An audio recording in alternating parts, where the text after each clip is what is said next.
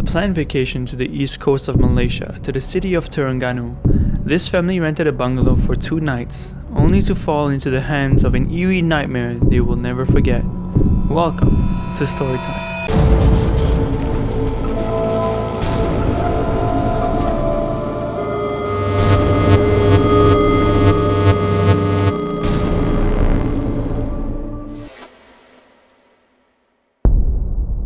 Posting a story on Twitter, a woman who only goes by the name of Mie Mie told her encounter at the haunted bungalow in Terengganu, intensifying on the fact that Mie Mie swears that her story is true.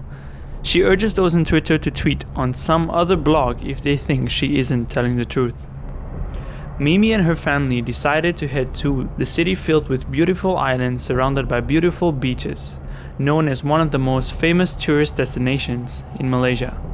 Even for us Malaysians, we simply can't resist the beauty that our country holds. This goes for Mie Mie and her family, but what was planned as a relaxing and unwinding holiday would soon turn to a nightmare. Looking for a place to stay in Terengganu, they searched on Google for an affordable place big enough to fit the size of their family. Upon searching, she stumbled upon a house for rent on a random blog that she found, so she immediately sent a message to the owner for inquiry. The owner charged her 150 ringgit a night, so she decided to take the offer and stay for 2 nights.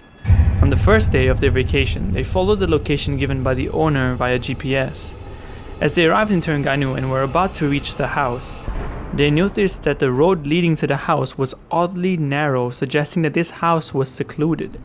Filled with excitement, it didn't come to mind that such a place posed as creepy or scary, but more rather private.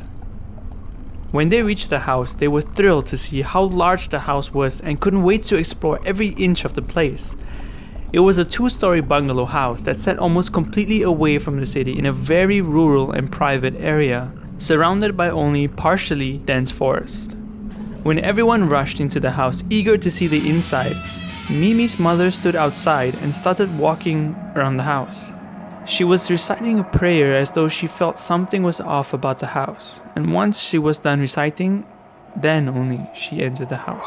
The house was beautiful with a very classy interior, having made mostly out of wood. The house was structured such in a way that it had these twirling stairs which led up to the upper floor, and it was at these stairs when things first became scary for Mie Mie and her family. Later on during the day, her sister was in her room on the upper floor making her way down the twirling stairs towards the bathroom on the ground floor. While rushing down the twirling stairs, excited by the structure, she felt something grab her foot, causing her to startle and almost fall. Thinking she had her foot caught on something, she stopped for a moment but brushed it off. Yet she knew in her heart that something was off about what happened to her.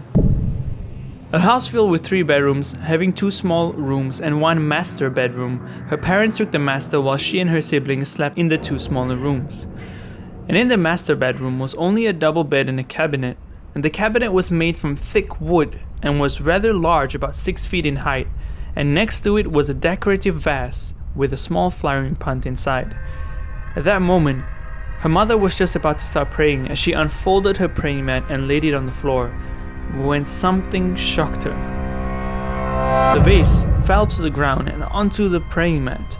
It was as though something was avoiding her mother from using that mat, as her mother felt. Her mother was startled and confused, not knowing how the plant fell, so she assumed it was a standing fan that was blowing air rather strong and caused the plant to fall. Yet she knew something else was wrong with the house. Luckily, the vase somehow retained its structure and did not break. She picked up the vase and placed it aside as she continued preparing for her prayers, and while she was praying in a sitting position, she heard a creak. She heard the creaks of the doors of her cabinet that started to open, very slowly, and then close back on its own, repeatedly. Afraid, the mother kept praying and hoping it would go away, but that is when it happened. The sound of the creaking doors stopped, but it was a different kind of creak that came from the cabinet that started becoming louder and louder. It was then and there when everything got really quiet, just for a moment. cabinet fell forward onto the ground like it was pushed. Thankfully, Mie Mie's mother was praying relatively far from the cabinet and was unhurt. And everyone in the house heard the loud bang from the cabinet, and it started scaring everyone. They started packing their bags and refused to stay another night after all the stories that they've shared that they've encountered during that night. After Mie Mie packed her bags in panic, she went to her sister's room to check if they are ready and called out for her. But instead, she heard something reply her, saying, "You're leaving already." Mie Mie was frightened and took her bag from her room, too scared to turn off the lights. They all gathered their things, got in the car and left while telling the owner they had an emergency and had to leave that night itself. Even so, they didn't ask for their money back from the owner. But that is when something caught Mie Mie's attention.